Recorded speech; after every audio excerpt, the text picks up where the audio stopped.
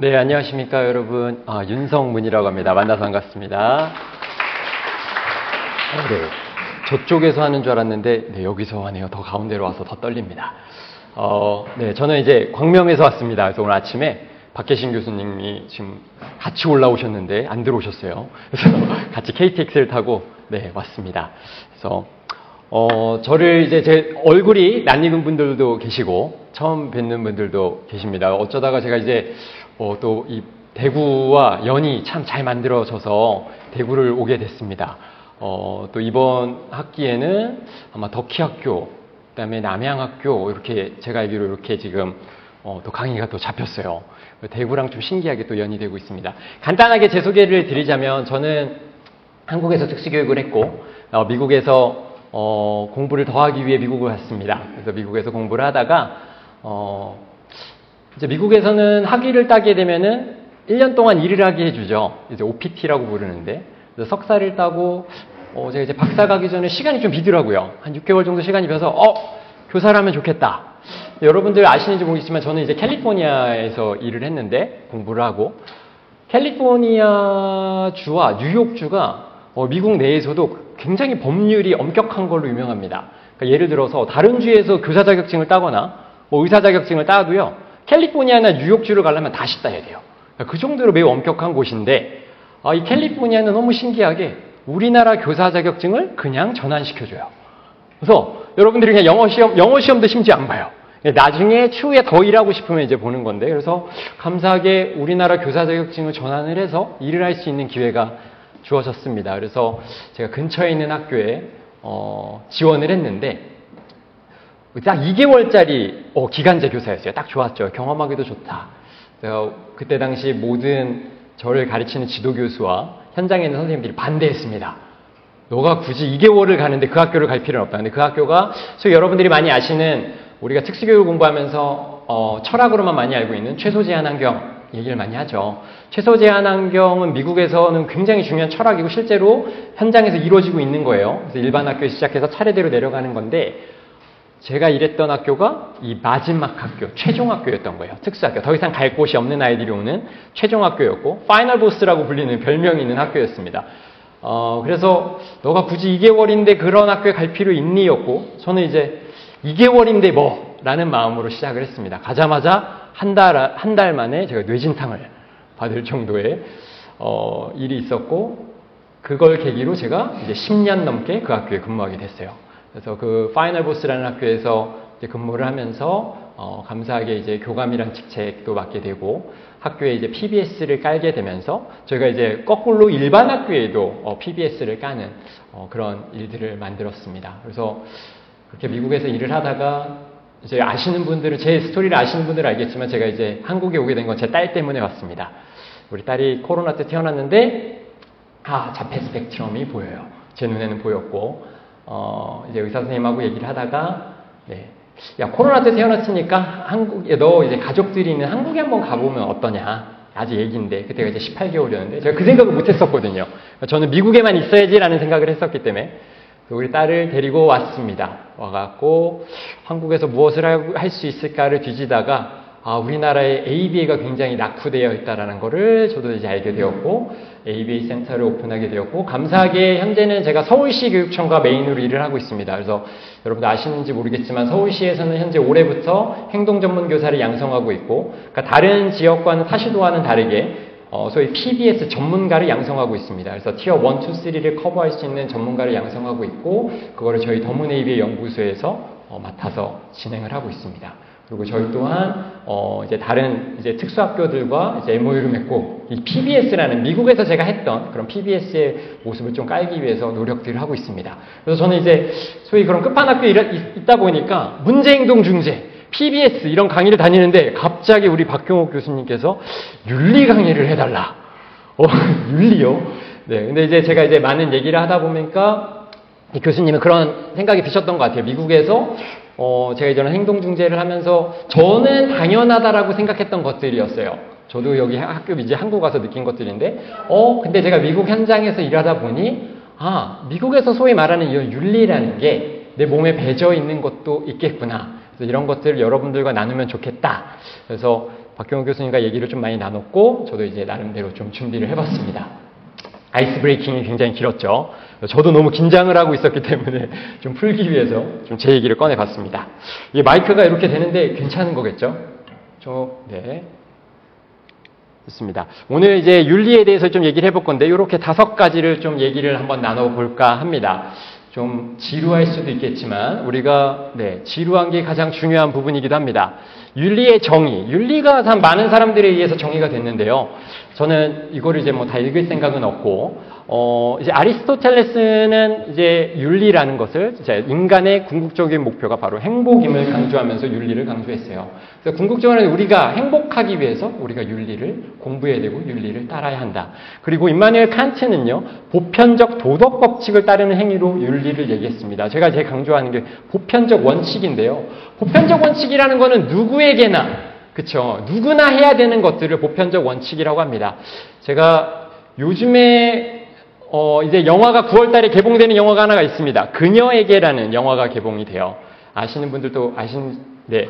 요즘에 이제 장애인들이 영화에 많이 나왔었고, 드라마에도 나오면서 저는 굉장히 긍정적인 측면은, 인식이 그래도 일반인들에게 깨지고 있다. 근데 우리 특수교육자들은 그걸 보면서 좀 불편하죠. 이런 아이들만 있는 게 아닌데, 우영우를 보면서 이게 아닌데 싶은 마음이 있지만, 긍정적인 측면은 전혀 장애 쪽에 무관하다는 사람들도 장애라는 쪽을 알게 되었다라는 긍정적인 측면이 있죠. 그녀에게라는 영화는 우리가 알고 있는 영화나 드라마에서 나왔던 거는 소위 1%의 아이들을 보여주는 그런 아이들, 마라톤이라든지 정말 똑똑한 친구들, 이런 친구들의 좀 천재적인 면들을 부각시키는 영화였다면 그녀에게는 우리가 지금 만나고 있는 80%의 아이들이 해당되는 그런 보편적인 그림을 그리는 영화입니다. 그래서 그 영화 촬영을 저희 도문예비연구소에서 한번 했었어요. 촬영지에서. 그래서 저도 이제 스토리를 잘 알게 돼서 그래서 얘기를 많이 나눴는데 여기에 이 캐치프레이즈가 있습니다. 여러분들 예고편을 보셨는지 모르겠지만 더 이상 동네 바보형이라고 부르지 마세요. 자, 이런 것들이 여러분들도 아시겠지만 우리가 개그 프로그램에서도 많이 활용하는 것들입니다. 아직 보편적 이런 원칙들이 지켜지지 않고 있다라는 면이죠. 우리는 이제 예전에는 이게 불편하지 않았어요. 근데 지금은 이제 불편해지기 시작합니다. 사람들도 알기 시작하고 영화에서도 그거를 캐치프레이즈로 삼은 거예요. 이거는 특수교육 현장에서도 제가 느끼는 측면입니다.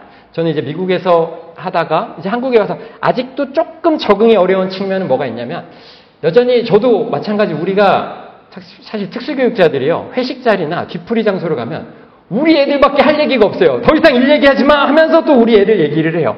물론 우리 애들의 좋은 얘기들도 하면 좋은데 여기는 또 나쁜 얘기들도 있죠. 이 아이들은 좀 힘든 친구들 같은 경우에 자 그런 생각을 해보는 거예요. 우리가 힘든 친구들을 웃으면서 얘기를 하지만 그 친구들의 부모님들은 이렇게 웃으면서 얘기 못하죠. 그런 그러니까 우리가 적당한 농담 수준이라는 게 있는데 여전히 우리가 수위를 넘어가는 농담들이 여전히 존재하고 있구나. 그래서 저는 이런 측면들도 우리들이 좀 생각을 해야 될 부분인 것 같다. 특수교사들도.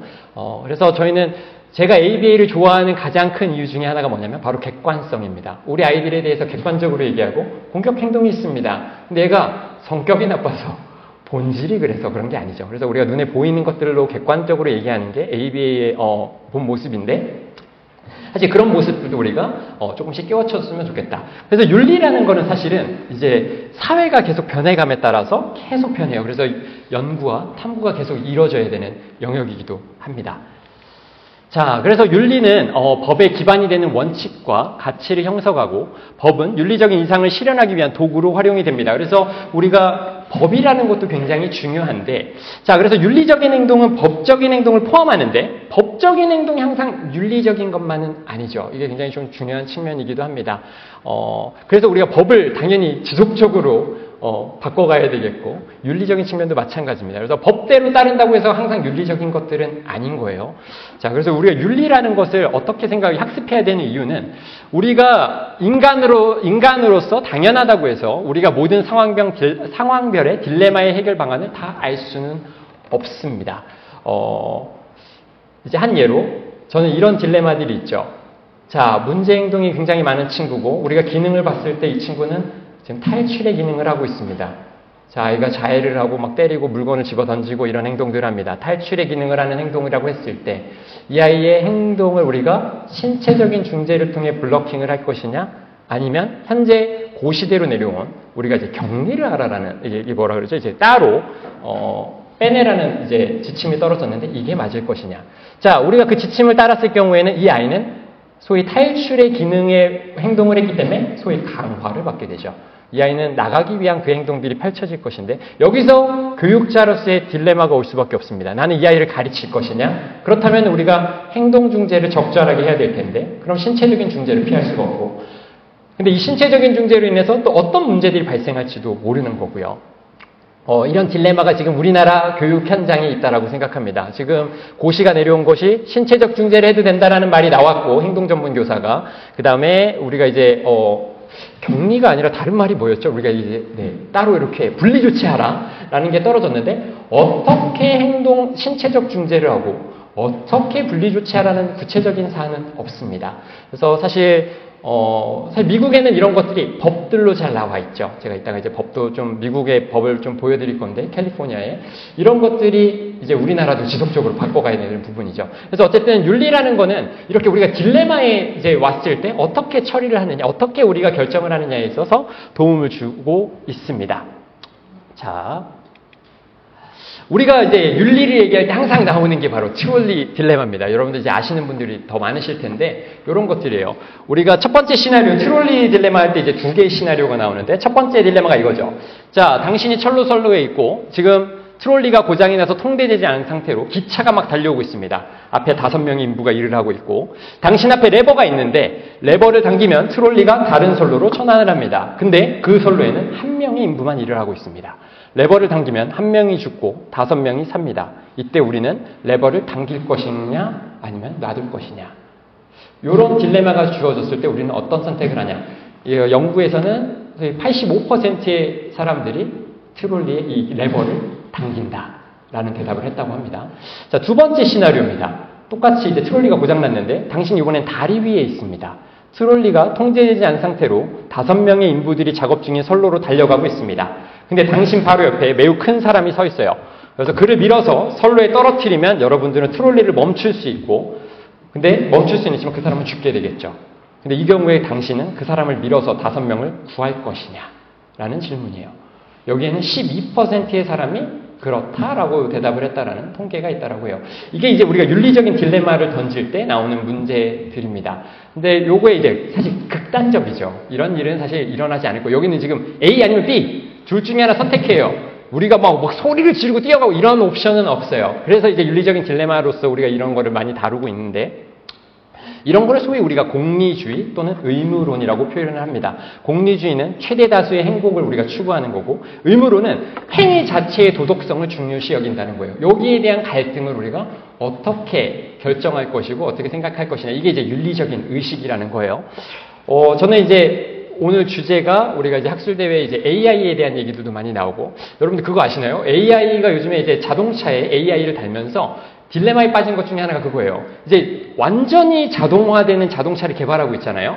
이 자동차에서도 똑같은 트롤리 이게 들어가는 거예요. 뭐냐면 얘가 자동차가 멈출 수 없는 순간까지 왔는데 아이들이 예를 들어 다리를 건너고 있다.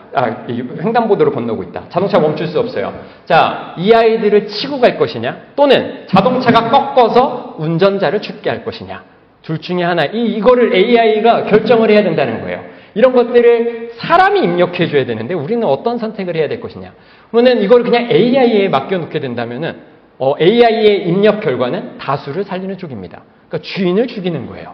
자, 이런 딜레마들이 분명히 우리가 기술이 개발되면서 이런 딜레마들, 윤리적인 문제들은 계속 나오겠죠. 그래서 AI가 우리가 이제 기술을 개발하면서도 이런 윤리의식을 절대 놓지 말고 우리는 도대체 어떤 선택을 해야 될 것이냐에 대한 고민들이 있어야 되겠죠. 자, 우리가 이제 ABA에서 행동윤리의 발전 배경을 좀 알아볼게요. 행동 분석, ABA 쪽에서 이제 윤리가 굉장히 강조되고 있는데, 이게 이제 강조되는 배경을 보면은, ABA가 이제 임상에 적용된 때는 1960년대입니다. 이제 스키너 시대 때 ABA가 만들어지면서 현장에 ABA가 이제 자리 잡게 됐는데, 이때 행동수정이란 이름으로 들어가게 돼요.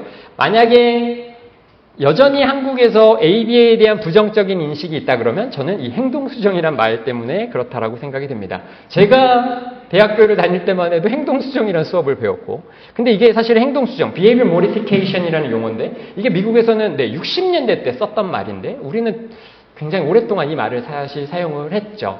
그래서 이것 때문에 오히려 부정적인 인식이 많이 사실 있었다.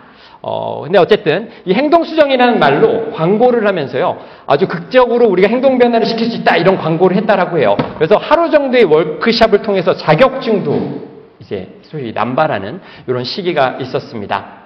그래서 행동 발생의 원인을 무시했다. 이런 거는 이제 우리가 소위 유관이라고 하죠. ABC. 이게 일어나는 기능을 무시한 채 행동 형태 기반의 중재만 했어요. 행동 형태 기반이 뭐냐면 공격성이 있어, 자해 행동이 있어, 얘 물건 던지는 거, 얘 자리 떠나는 행동이 있어. 이거 어떻게 중재할 거야? 이거예요. 행동 그 자체만으로 중재를 했던 시기가 바로 60년대, 70년대입니다.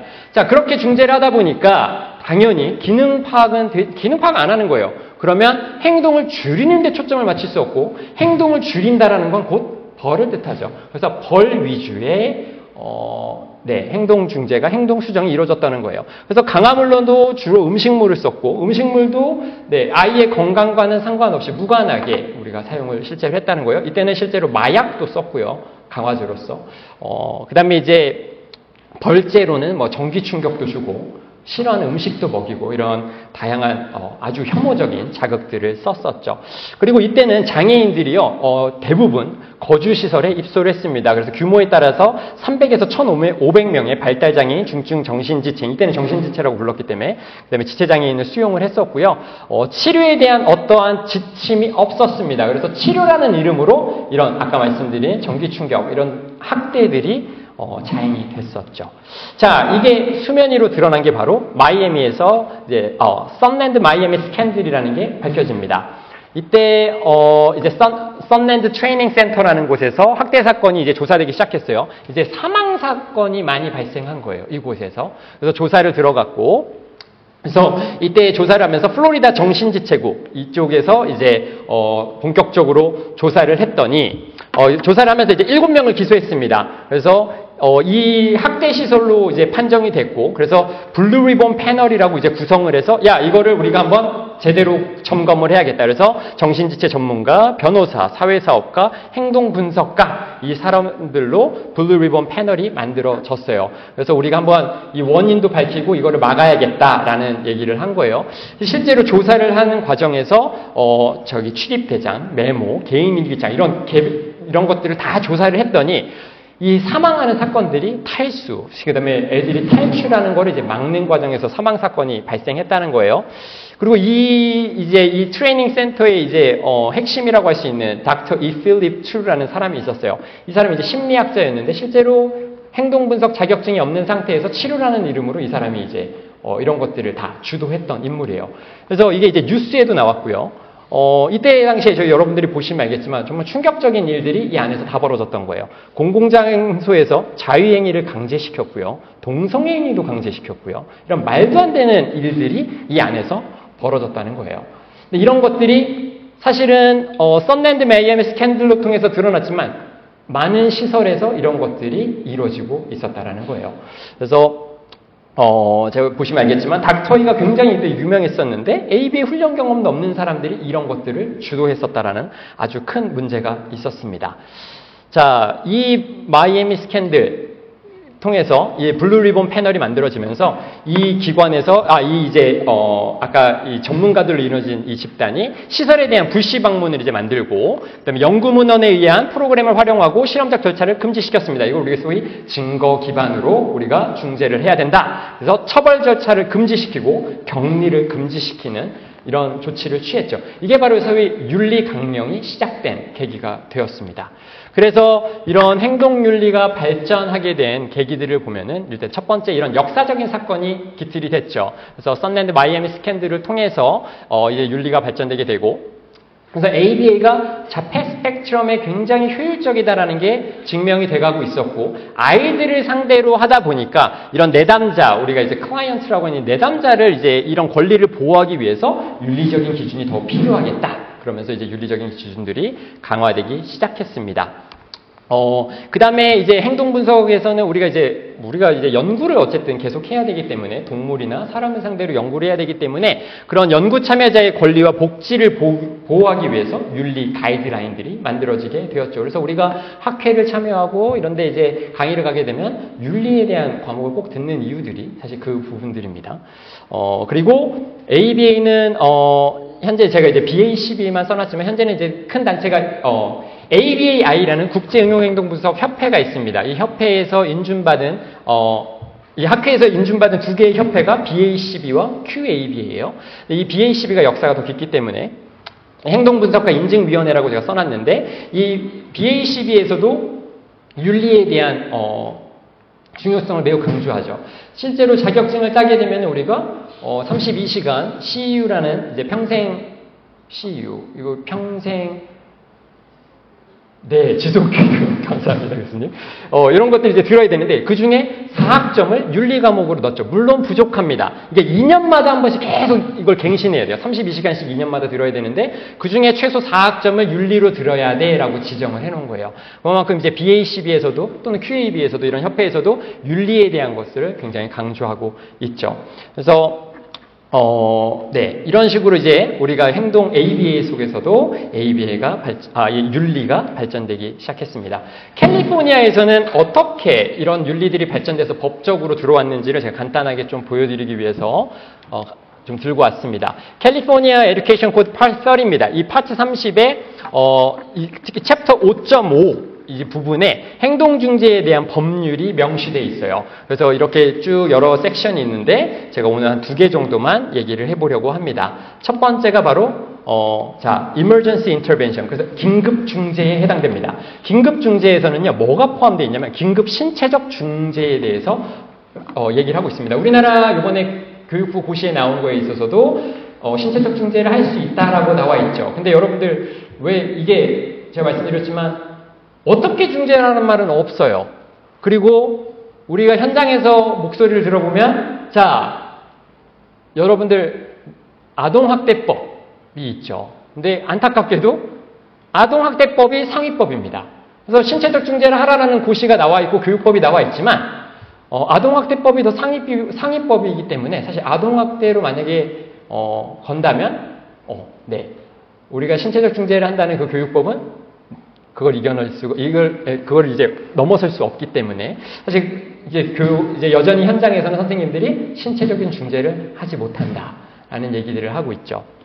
근데 미국에서는 캘리포니아에서는 제가 미국이라고 하고 캘리포니아에서는 이걸 법적으로 넣어놨습니다. 실제로 신체적 중재를 할 수 있게 나였고 어떤 것들을 하면 안 된다라는 걸 구체적으로 써놨습니다. 그리고 아까 전에 교장 선생님이 말씀해 주셨지만 지금 대구에서도 비폭력 신체적 중재에 대한 개발이 이루어지고 있다라고 했죠. 미국에서는 여러 가지 프로그램들이 계속 만들어지고 없어지다가 현재는 CPI라는 이게 가장 큰 기관이 있습니다. Crisis Prevention Institute에서 위기행동 관리 기관이 있는데 이 CPI에서 제공하는 비폭력 위기행동 중재가 가장 지금 미국에서 전반적으로 쓰이는 프로그램인데 이 프로그램도 교사들이 매년 2박 3일 동안 트레이닝을 받게 돼 있어요.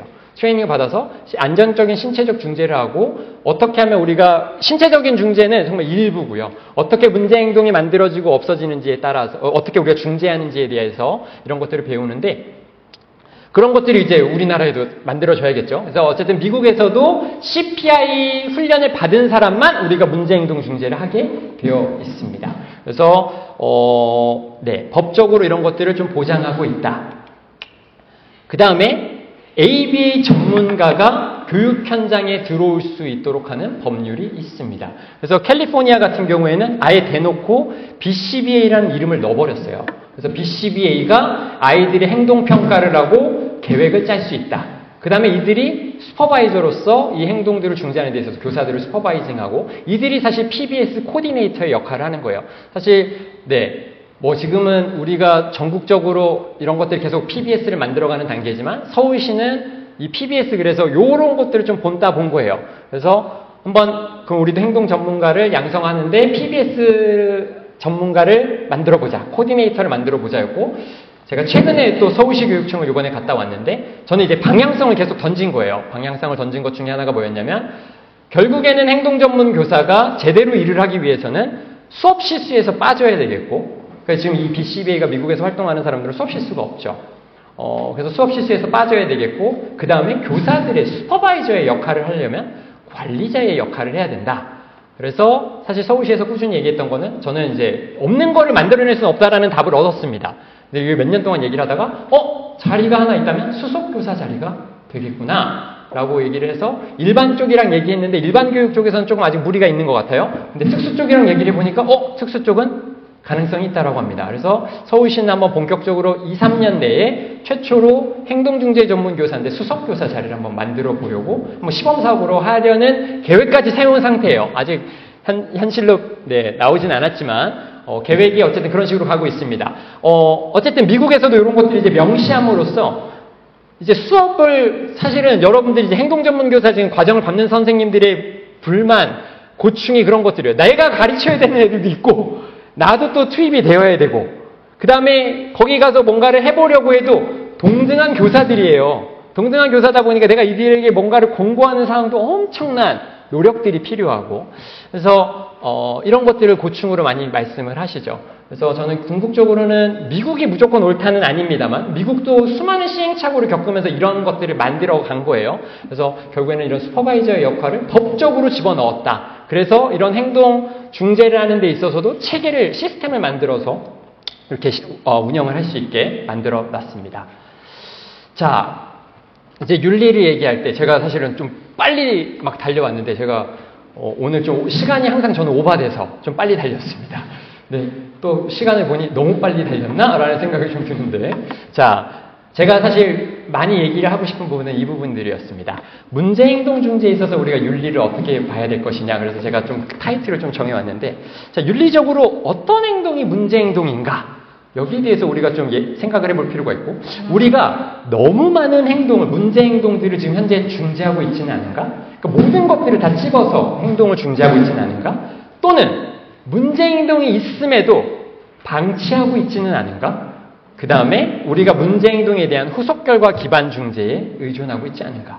사실 이런 것들은 제가 현장에 다니면서 선생님들한테 듣는 얘기들을 좀 취합해서 제가 한번 던져본 질문들입니다. 자, 문제행동이라는 얘기를 먼저 해보고 싶습니다. 문제행동에 대한 용어가요. 우리가 문제행동 얘기 많이 하고 도전적 행동이라는 얘기도 하고 여러분들 아마 처음 들어봤을 수도 있겠지만 맨 마지막 우려가 되는 행동, 걱정이 되는 행동 이렇게 써놨습니다. 사실 캘리포니아에서 여전히 공식적인 명칭은 problem behavior, 문제 행동입니다. 그래서 BB라든지 우리가 긍정적 행동 중재 계획이라든지 이런 게 다 법적인 서류예요. 법적인 서류에는 여전히 problem behavior라는 용어를 쓰고 있습니다. 그래서 이게 전통적으로 쓰던 용어인데 우리가 problem behavior는 여전히 부정적인 인식이 너무 많죠. problem 자체가 부정적인 말이기 때문에 그래서 이제 95년도에 영국에서 이머슨이라는 사람이 연구자가 challenging behavior라는 용어를 썼어요. 그러면서 논문에다가 쓰면서 챌린징 비헤이비어라는 용어를 체계적으로 설명을 하면서 도전적인 행동이라는 말이 사람들한테 알려지기 시작합니다. 그래서 챌린징 비헤이비어라는 말을 영국에서부터 쓰면서 알려지기 시작했는데 자, 여전히 이제 우리도 이제 도전적 행동이라는 말도 쓰고 그쵸, 문제 행동이라는 말도 씁니다. 근데 제가 있던 캘리포니아, 이거는 객관적으로 말씀드리는 거예요. 제가 이제 현장에서 들었던 얘기들을 말씀드리면 저는 이제 제가 미국인은 아닙니다만 미국에서 어느 정도 살다 보니까 영어를 영어로 받아들인다라는 게 저도 이제 어느 정도 몸에 좀 배어져 있고 챌린징이라는 말은 우리 미국인들도 공감하는 내용인데 여전히 부정적인 용어입니다. 우리가 도전적이라는 말은 우리한테는 부정적인 용어가 아니에요. 도전할 수 있다. 우리가 도전해보자라는 말이지만 보통 챌린징하다는 말은 우리가 도달하기 힘든 것들을 챌린징하다라는 표현을 주로 원래는 씁니다. 영어적인 표현으로는. 그래서 뭔가 할 수 있어라는 이미지보다 이거 너무 어려운데 it's challenging 이라는 말을 쓰죠. 그러니까 challenging behavior는 여전히 problem behavior보다는 덜하지만 여전히 부정적인 용어 뜻이 사실 담겨져는 있죠. 자, 우리가 BB라는 자료를 이게 우리나라는 나이스라는 프로그램을 쓰고 있는데 요즘에 나이스는 많이 좋아졌다고 그래요. 요즘 특수교사들 선생님들이 나이스가 많이 바뀌었습니다. 캘리포니아에서는 SAIS라는 프로그램이 있어요. SEIS. 이게 뭐냐면 Special Education Information System.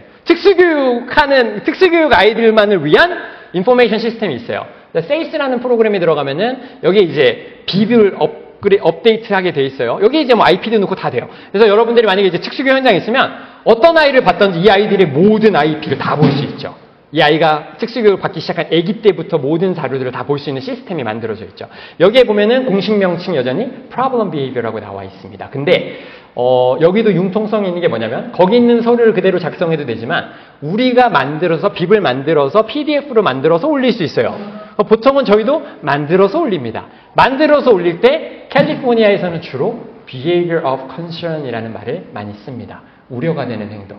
저게 도대체 무슨 차이일까라는 고민을 해보면 이게 영어적인 표현이 중요한 거예요. 여러분들 장애인을 영어로 저는 이제 모르시는 분들이 생각보다 많다라는 생각을 했어요. 영어로 장애인을 우리가 people with disabilities라고 하죠. 근데 뭐 disabled person, handicapped person 이건 옛날 말이죠. 아시죠? 이제 사실은 영어에서는 people first language라고 합니다. 이 특수교육에서는 people first language는 사람이 먼저 들어가는 용어를 써라 이거예요. 그래서 people with disability 이러면 뭐 어떻게 되냐면 우리가 학생을 설명할 때도 child with autism이라 그래요. 자폐를 가진 학생을 child with autism. people first예요. child라고 먼저 써요. 뭐냐면 얘가 이 아이인데 autism이라는 특성도 있는 애야 이거예요. 그 전이면 autistic child예요. autistic child가 되면 얘는 child인데 autistic 자폐가 형용사가 돼버리고 자폐가 전부인 아이가 돼버리는 거예요. 그래서 people first language로 바뀌었어요. people with disability. 얘가 많은 특성이 있는데 그 중에 with disability가 있어. 장애가 있어. 이렇게 표현해요. behavior of concern도 그런 컨셉입니다. behavior first로 가면서 행동이 있는데 그 중에 우려가 되는 행동이 있어 이거예요. 우리나라 말로는 표현을 못해요. 그렇죠? 우리는 여전히 장애인이에요. 사람인데 장애가 있어. 이거 말 자체가 안 되기 때문에. 그러니까 영어적인 어원을 보면 그래서 우려가 되는 행동 낯설지만 behavior of concern은 행동이 많은데 그 중에 우려가 되는 행동도 있어 라는 표현으로 behavior of concern이라는 말을 캘리포니아에서는 주로 이 용어를 현재는 사용하고 있습니다. 그래서 ABA 전문가들도 이런 용어를 사용하고 있고 요거를 좀 소개시켜 드리고 싶어서 요거는 이제 용어를 제가 한번 들고 와봤어요. 자, 우리가 보통 그래서 저는 이제 공식 그러니까 미국에서는 문제행동이란 말을 이제 공식으로 써서 저는 이제 보통 문제행동이라는 표현을 씁니다. 문제행동이란 말을 그냥 하고 우려가 되는 행동이란 말을 쓰고 싶은데 이게 더 어색해서 그래서 문제행동이란 말을 쓰는데 자 우리가 문제행동이 뭐냐라고 했을 때 제가 이렇게 이제 4가지로 정리를 해봤습니다. 한 개인이 자신이 속한 커뮤니티 그룹에서 사회적으로 의미 있는 결과물을 만들어 나가는 데 있어서 그것을 최소화시키는 행동. 그다음에 의미 있는 결과물에 대한 단기적 또는 장기적 강화물에 대한 접근을 최소화시키는 행동.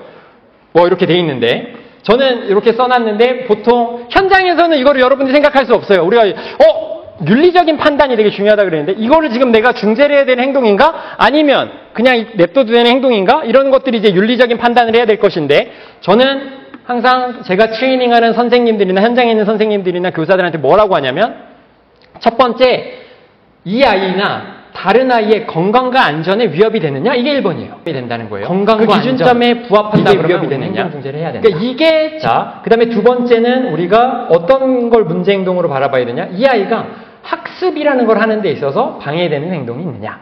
학습이라는 건 너무나 중요합니다. 어쨌든 우리들의 특수교육의 궁극적인 목표는 이 아이를 교육해서 사회에 적응시키는 데 목적이 있죠. 그러려면 사회에 적응시키기 위해서는 교육이 이루어져야 되니까 교육을 방해하는 행동들을 우리가 하나씩 중재한다. 그러면 그 방해되는 문제행동, 가장 큰 행동부터 우리가 문제행동이라고 잡죠. 그래서 크게 2가지 기준으로 잡는다고 합니다. 그래서 실제로 이제 문제행동이 뭐냐에 대한 연구들도 실제로 있어요. 그래서 이거는 제가 한번 가져왔으니까 여러분들이 한번 읽어보시면 좋을 것 같아요. 자, 그 다음에 요거 이제 제가 이 왜 문제행동을 또 얘기를 드렸냐면 미국에서 우리가 CPI, 신체적인 중재를 한다라고 했어요. 미국도 지금 현재 우리나라와 비슷한 사태가 있었습니다. 행동 중재를 해야 돼 말아야 돼. 미국은 여러분도 아시겠지만 고소의 나라입니다. 고소해요. 툭하면 고소가 이뤄지는 나라고 신체적인 중재를 그렇게 보면 할 수가 없는 나라예요. 무조건 고소가 이뤄질 거기 때문에. 그렇죠? 그러니까 우리나라 같은 지금 법적으로도 마련되지 않은 이런 애매모호한 시기가 있었어요. 이 시기에 무슨 사건이 하나 있었냐면은 아이가 자해를 하는 아이가 있었습니다. 자해를 하는데 아무도 달려들지 못해요. 자해를 하는데 근데 이 아이가 그날 그러니까 사람들이 선생님들이 얘를 중재를 못 한단 말이에요. 고소가 들어올 수 있기 때문에 등치도 큰 아이였고 얘는 신체적으로 덤벼들 수밖에 없고 그래서 냅두는 상태였는데 얘가 어느 날 자해를 하는데 너무 커졌어요. 돌을 들고 자해를 합니다. 머리를 치기 시작해요. 사람들이 둘러싸서 얘를 보고만 있고 할 수 있는 방법이 없어요. 결국에 이 아이가 사망했어요. 머리를 치다가. 자, 여기에서 이제 딜레마들이 오는 거예요. 자, 이 아이를 잡게 되면은 고소를 통해서 학대죄가 될 수도 있는 거고, 이게 정말 한 끗 차이거든요. 이게 신체적 중재라는 게 우리가 실수가 벌어질 수도 있는 거고, 또 우리가 우리가 블러킹이라는 말을 많이 쓰죠. 블러킹이라는 말은 우리가 힘을 상쇄시킨다라는 뜻이에요. 때렸을 때 우리가 쳐서 미는 게 아니고 치는 걸 우리가 상쇄시키는 거고, 밀면은 여기에 우리가 똑같은 힘을 줘서 상쇄시키는 게 블러킹인데, 이게 우리가 이 힘을 컨트롤할 수 없단 말이에요. 기계가 아니기 때문에. 그럼 실수가 벌어질 수가 있는 거고, 우리 힘이 세면은 아이가 다칠 수 있는 거고, 우리 힘이 약하면 선생님이 다칠 수 있는 문제인 거예요. 그렇죠? 그래서 이런 딜레마 속에서 그때 그곳의 현장에 있는 사람들도 아무 행동을 취하지 못했고 아이가 사망했던 거죠. 그러면서 이런 법률들이 서면서 그러면 우리가 안정적인 신체적인 중재를 해야 되지 않겠냐. 비폭력적으로 우리가 블러킹을 적절히 하면서 누구나 할 수 있는 것들을 해야 되지 않겠냐. 이런 것들이 이제 나온 거죠. 그러면서 우리나라도 제가 증거 기반의 신체적 중재라는 말을 쓰고 있습니다. 왜냐하면 CPI라는 말을 못 써요. 여러분들 아시는지 모르겠지만 제가 만약에 저는 CPI 트레이너로서 일을 했는데 이 CPI가 영리기관입니다. 안타깝게도. 그쵸. 영리기관이라 여러분들 CPI 훈련 받으려면요. 제가 알아봤어요. 한국에서 서울시에서 관심이 너무 많았거든요. 한 사람당, 이제 매년 교육을 받잖아요. 6,000불입니다. 한 사람당. 한 사람당 600만 원의 돈을 내야지만 자격증이 나와요. 2박 3일 트레이닝 받고 요 증 하나 1년밖에 못 쓰는 이 증이 6,000불이에요. 그래서 제가, CPI라는 말을 써서 이게 안 되겠다. 그래서 제가 증거 기반의 신체적 중재라는 말로 좀 여러분들한테 좀 중요한 것들은 쉐어를 하고 있어요. 근데 여기에 중요한 포인트가 하나 있어요. 뭐냐면 2인 이상입니다. CPI는 무조건 2인 이상 중재하게 돼 있어요. 왜 2인 이상일까요? 우리는 연약한 인간일 뿐이에요. 우리가 아무리 윤리적으로 올바른다고 할지라도 우리도 사람이라 감정이 있는 사람입니다. 우스갯소리로 주식 투자를 했는데 오늘 폭락했습니다. 오늘 문제 행동이 터진 아이가 있습니다. 내 행동이 과격하게 나올 수 있어요. 우리가 소위 이제 AB에서는 이걸 EO, Establishing Operation, 동기 설정이 되면서 과격한 행동이 나올 수도 있다라는 거예요. 그래서 인간은 이렇게 연약한 동물이기 때문에 2인 이상은 서로에게 감시를 해주는 너무나도 좋은 역할을 해요. 그래서 2인 이상, 그 다음에 실질적으로 판단을 내릴 때는, 신체적 중재를 할 때는 우리가 3인 이상을 요구를 합니다. CPI는. 3인 이상이 모였을 때, 야, 이거 행동 중재, 신체적 중재 가 마라를 결정하게 되죠. 그래서 최대한 많은 인원들이 최대한 객관적으로 아이들을 중재할 수 있는 힘을 주는 거예요. 혼자는요, 우리가 다시 말씀드리지만 연약하기 때문에 언제든 무너질 수 있습니다.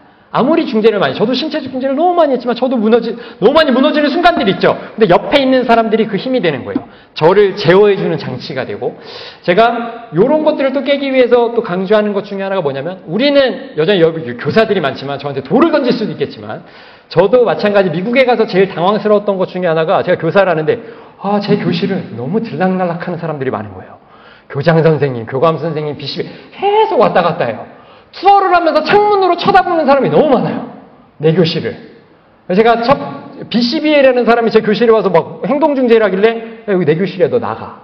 그래서 제가 교장 선생님한테도 가서, 야, 얘 내 교실인데 왜 자꾸 들어와? 나 이거 얘 들어올 거면 나 수업 안 할 거야 라고 말할 정도로. 왜냐면 저도 이제 이런 프라이드가 있었기 때문에.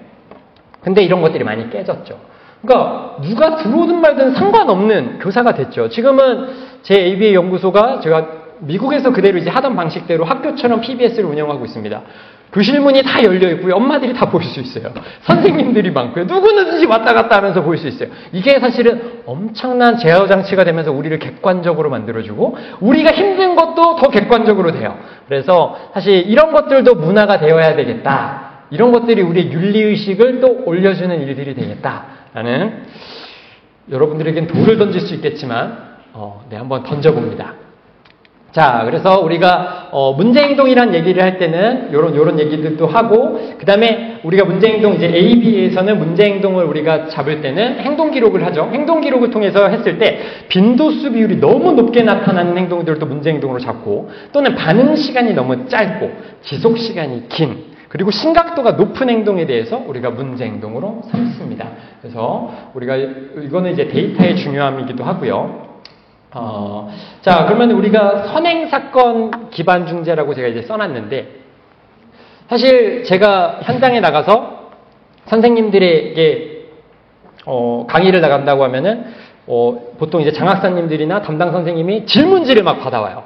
그래서 제가 요즘에는 감사하게 일반 교사들도 많이 하고 있어요. 그러면은 정말 A4로 막 몇 장이 옵니다.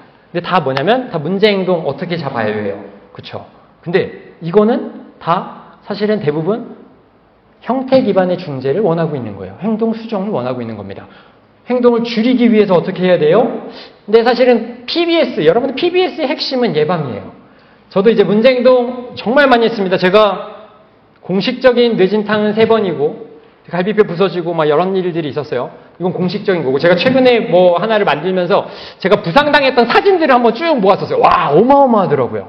정말 많아요. 부상당한 사진을 쭉 모으면서 정말 많은데, 그러면서 제가 문제행동 중재는 정말 많이 해봤습니다. 많이 다쳐가면서. 근데 제가 과감하게 말씀드릴 수 있는 건, 전 정말 심한 친구들도 해봤지만 문제행동 중재의 핵심은 예방입니다. 예방. 안 일어나는 게 최고입니다. 안 일어나는 게 최고예요. 그러려면 선행사건 기반 중재가 핵심이 되어야 되겠고, 그래서 PBS가 너무나 중요한 거고요. 그래서 근데 우리는 여전히 문제행동이 일어난다는 거에 너무 많이 초점이 맞춰져 있고, 이걸 어떻게 중재해야 되는지에 대해만 초점이 맞춰져서, 중재들도 그래서 제가 가게 되면 사례 위주로 얘기해 주세요. 그러니까 어떻게 중재를 했는지, 예방보다는 어떤 후속사건 조치를 취했냐 이거예요. 사실은 우리가 여기서도 벗어나야 되겠다. 윤리적으로도 마찬가지예요. 우리가 사실 윤리적인 딜레마가 빠지는 것들이 다 대부분 후속사건 기반으로 갔을 때 윤리적인 딜레마가 빠지는 거. 이거 감하라. 어디까지 잡아야 돼? 이거 어떡하지? 자, 제일 좋은 거는 선행사건 기반인데, 그래서 제가 선행사건 기반 중재로 항상 강의하는 것 중에 이제 중요한 것들이 이제 넣어놓은 거예요. 제가 이제 강의를 다니면서 여기 부분에 대해서 많은 얘기들을 나누는데, 이거는 나중에 제 강의를 들으시는 분들이 들으시면 좋겠고, 요런 이제 여러 가지 선행사건 예방할 수 있는 방법들이 있습니다. 그래서, 자, 제가 사실 또 매우 강조하고 싶었던 내용을 커버하려고 합니다. 제가 보니까 이게 프린트가 잘 되어 있어서 바로 Age Appropriateness라고 하는 연령 적합성입니다. 제가 여전히 한국에 와서도 이게 아직은 우리나라에서는 무감각하구나라고 느꼈습니다. 미국에서는 감사가 진짜 많아요. 이게 현장에 있으면 감사가 너무 많아요. 근데 감사 중에요, 제일 많이 걸리는 부분 중에 하나가 바로 이거예요. 연령 적합성. 이거를 감사를 본격적으로 하는데, 그래서 저희도 제가 이제 교감이 됐을 때는 어떤 걸 했냐면, 너네 교실에 너네라고 해서 죄송합니다. 영어는 유니까. 선생님들이 생각했을 때, 자기네 반에 맞지 않는 도구가 있다면 가져와라. 가져올 때마다 스타벅스 5불권을 주겠다. 이렇게 해야 선생님들이 이제 가져오기 시작해요. 왜냐면 감사가 나오면 이건 무조건 잡혀요. 그러니까 선생님들도, 미국 선생님들도 여기에 대해서 무감각하다 보니까 이런 것들이 많아요. 자, 던지는 것들이 이런 겁니다. 퍼즐을 배웁니다. 퍼즐은 너무나 중요한 시지각 기술을 우리가 알려주는 도구들인데, 퍼즐을 못 맞춘다 그래서 우리가 뽀로로를 중고등학생 아이들한테 쓴다. 중고등학생한테 이런 자연 그림의 퍼즐이 있다. 여기서 어떤 게 적합한 퍼즐이냐고 했을 때 우리가 답은 압니다. 오른쪽. 그러나 실상은 현장에 들어가 보면 여전히 단순한 거. 왜냐면은요, 4개부터 연습하잖아요. 우리 퍼즐 2조각부터 연습하고 4조각 늘려가요. 얘는 애들 버전밖에 없어요. 그러니까 우리가 애들 버전을 쓰고 있습니다. 그런데 우리도 알지만 그냥 4개 애들 버전으로 여전히 쓰고 있어요. 근데 제가 과감하게 미국도 없습니다. 그래서 우리는 만들어요. 이런 자연, 우주, 그나마 아이들이 쓰는데 연령으로 적합한 도구들을 만드는.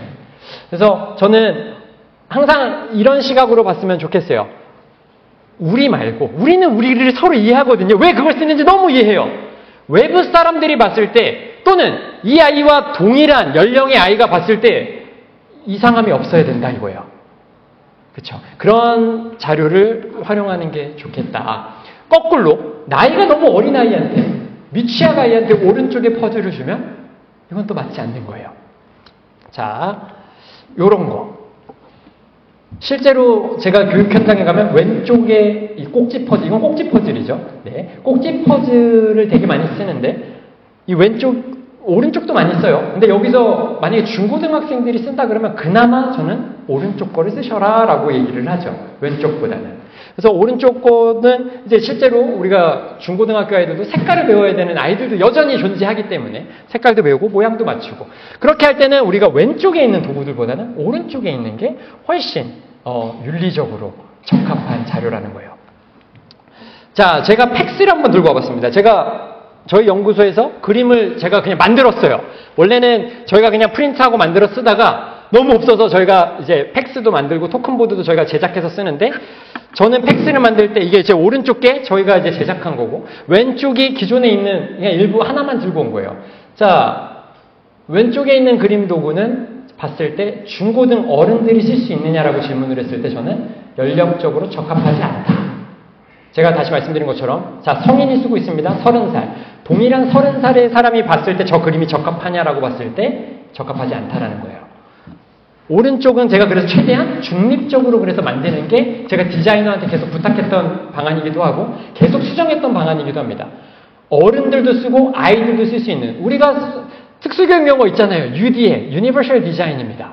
이런 그림에서도 우리가 유니버셜한 디자인이 있어야 되는 거예요. 누구에게나 쓸 수 있는 보편적 자료들을 사용을 해야 되겠다. 그래서 이게 미국에서는 계속 강조하고 있는 부분이기도 합니다. 우리나라에서는 이거를 우리가 감사나 이런 데서 사실 잡지 않아요. 그런데 저는 생각보다 이 부분이 많이 우리 특수교사들이 약한 부분이기도 해요. 현실상. 그래서 여러분들이 이런 것들도 우리 아이들을 위해서 항상 그 아이들의 친구들의 시각, 그 아이들의 부모의 시각으로 봤을 때 이게 올바르느냐 이런 것들 판단해야겠죠. 우리도 미국에서 하면서 회의를 해요. 이게 과연 연령 적합한 건가? 실제로 회의하는 사건들이 있어요. 뭔지 아세요? 디즈니 캐릭터입니다. 디즈니 캐릭터를 애가 너무 좋아하는데 야 이게 연령에 적합한 자료인가? 아닌가? 그죠? 어른들도 디즈니를 좋아하는데 그쵸? 이런 딜레마가 있었는데 우리의 결론은 뭐였냐면 일단 빼자였어요. 일단 빼고 강화제로는 얘가 좋아하는 거면은 쓰자. 그래서 학습 자료로는 우리가 다른 좋은 자료도 많으니까 빼버리고 강화제로만 디즈니를 한번 써보자. 얘가 좋아하는 거니까. 그런 식으로 결론을 내린 적이 있습니다. 근데 그런 건 있었어요. 고등학교 아이가 이 아이들이 노는 이 실로폰 피아노 같은 걸 너무 좋아해요. 얘가 이게 강화제예요. 이거는 우리가 금지시켰죠. 이 강화제를 우리가 최대한 바꿔줘야 된다. 그래서 다른 걸로 전환시키는. 그러니까 아무리 이 아이가 좋아한다 그래도 다른 사람들이 이걸 봤을 때 부정적인 시각이 생길 수 있는 거예요. 디즈니는 좋아할 수 있어라는 시각이 가지만 이거는 아닌 거예요. 그래서 얘는 철저하게 우리가 배제를 시켰던 그런 기억이 있습니다. 그래서 이게 실제로 연령 적합성에 대한 이제 연구들이 실제로 있고 그다음에 미국에서는 캘리포니아 디파트먼트 오브 에듀케이션 교육부에서도 이제 연구들을 하면서 이런 결과들이 있습니다. 그래서 실질적으로 연령에 적합하지 않은 자료를 썼을 때 학생의 학습 효과가 저하되고 학생의 자존감과 존엄성이 침해되고 마지막으로 교육자의 신뢰성 및 전문성에 문제를 이제 제기할 수 있는 이런 문제까지 확대가 될 수 있다라고 교육부에서는 얘기를 하고 있어요. 그래서 우리들도 이런 부분들이 정말 세세한 부분입니다. 이런 세세한 부분, 어린아이들을 가르치는 분들은 크게 영향을 오히려 덜 받을 수는 있겠지만 우리가 중고등학교 어른을 가르치는 초등학교 고학년을 가르치는 선생님들이라면 이런 거에 대한 고민들이 있었으면 좋겠다라는 생각에서 가지고 왔습니다. 그래서 제가 굉장히 최대한 빨리 끝냈습니다. 처음으로 오버를 안 한 것 같습니다. 여기서는 질문이 혹시 있으실까요? 없으리라고 생각이 됩니다만, 네. 질문 있으시면 제가 이메일을 여기다 좀 적어 놨습니다. 그래서, 제가 윤리 쪽은, 네, 처음입니다. 근데 이제 제가 하던 얘기에서 윤리를 섞은 거예요. 그래서, 네, 이제 미국에서는 제가 이제 준비하면서도 계속 그런 생각을 했어요. 내가 미국에서 당연하게 생각했던 것들인데, 내가 이런 것들, 이제 한국에서는 아직 당연하지 않은 거였구나. 이런 것들은 내가 도움을 드릴 수 있는 부분이라는 생각을 하면서 저도 사실 준비하면서 좀 기뻤습니다. 그래서 이런 자리를 준비해주신 우리 박경옥 교수님께 감사드리고 대구대학교에게 감사드립니다. 네, 지금까지 윤성문이었습니다. 감사합니다.